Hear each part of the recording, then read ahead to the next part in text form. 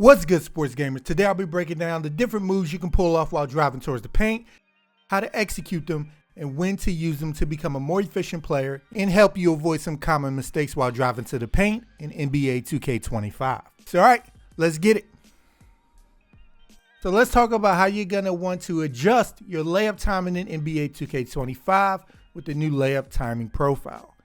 By going into your features and then controller settings and then down to layup timing profile, this has you set up how much you want your timing to matter in making your layups. Real player percentage goes by the player's actual ratings on whether he makes the shot or not, so better finishers have the advantage here. Low risk reward weighs how covered you are in the player's rating over the timing of the layup. Normal risk reward is what previous 2Ks have been giving you equal control over whether you make the shot or not. And high risk reward puts all the pressure on you to make the shot, letting you make well contested shots at a higher rate if you're good at timing, but more likely to miss bunnies if you mess up the timing there as well. So it's a good risk reward.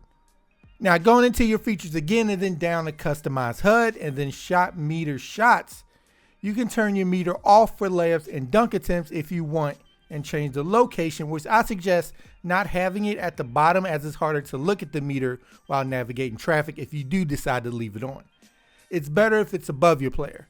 And you can change the type of meter you're dealing with if you like to play with the meter on from one of three options. In the moves you're able to perform, I'm going to break it down into the ones that you're automatically going to go up for the shot and the ones you're given the flexibility of going up or not. So first, the Euro step is used to evade defenders by faking one way and going the other while driving to the basket. It's an effective way to create space near the rim and avoid defenders who aren't already parked underneath the hoop.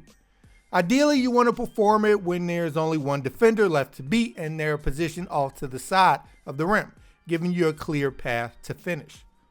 To execute a Euro step, release the turbo button, aim the left stick towards your off-ball hand, and then double tap square or X on Xbox, or let go of turbo and aim the right stick down into the left or down into the right of your off-ball hand. Your steps work best when you have space, so again, make sure there's only one defender left to beat. Quick scoop layups let you get the ball up quickly while disrupting the timing of the defenders trying to block your shot.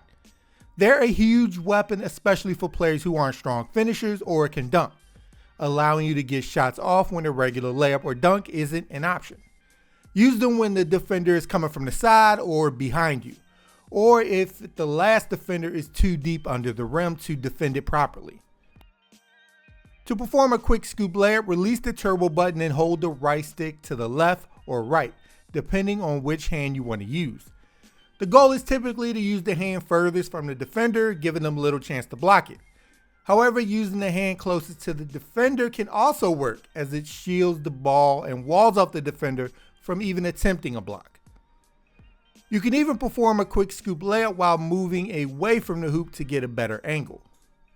Be prepared though to release the right stick quickly as the scoop layup happens fast.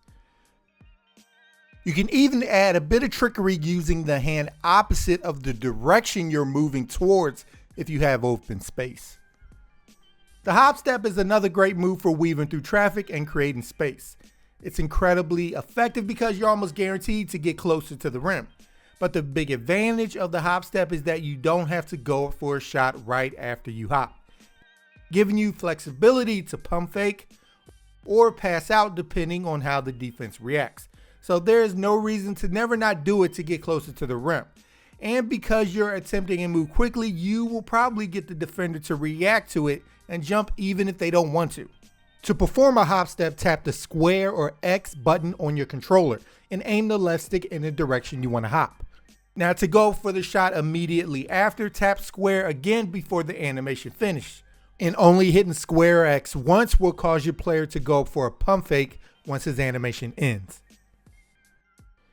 Or aim the right stick in the same direction you would the Euro step, down into your off-ball hand side, while this time holding the right trigger to sprint while using it.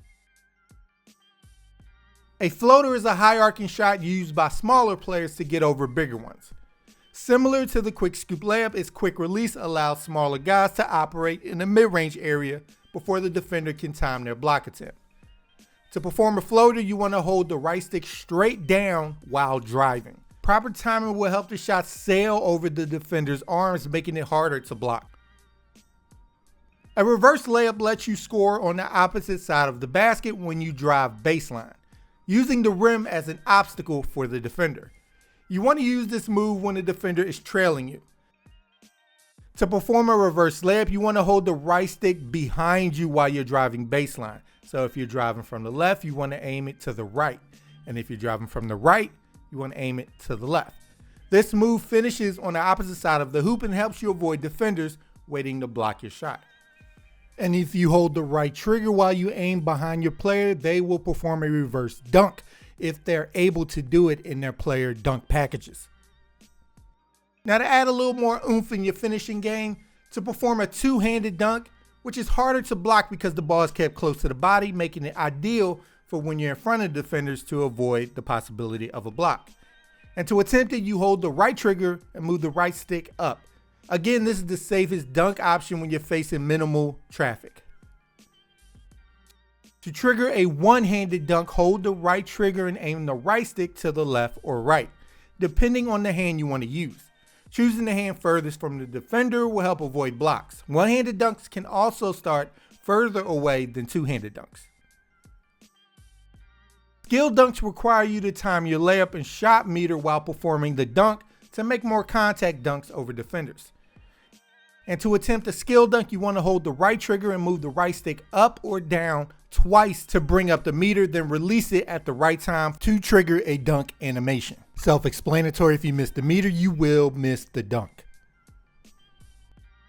And to perform a flashy dunk, which is an exciting move and can be a great way to style on your opponents, you want to hold the right trigger and move the right stick down while driving towards the hoop. And next we got spin gathers, which are fast and create a lot of space, making them perfect for shielding yourself from defenders quickly, especially when they expect you to go straight up for a shot.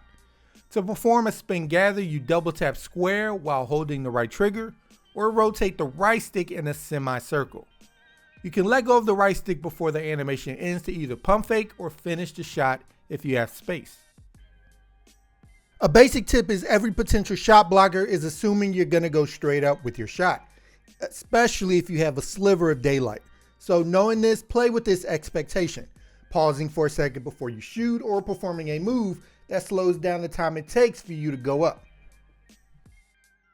And you can transition from your Euro step, spin move, hop step into a dunk by holding the right trigger before the animation ends. One of the simplest but important things about finishing at the rim is making sure you're close enough to trigger the animation, or else you will perform a pump fake or throw up a wild shot. Seeing a defender barreling down on you or the paint wide open can cause you to hurry up what you're doing. But you should always be aware of when you enter the painted area and when it's okay to trigger animation by your player having momentum towards the hoop.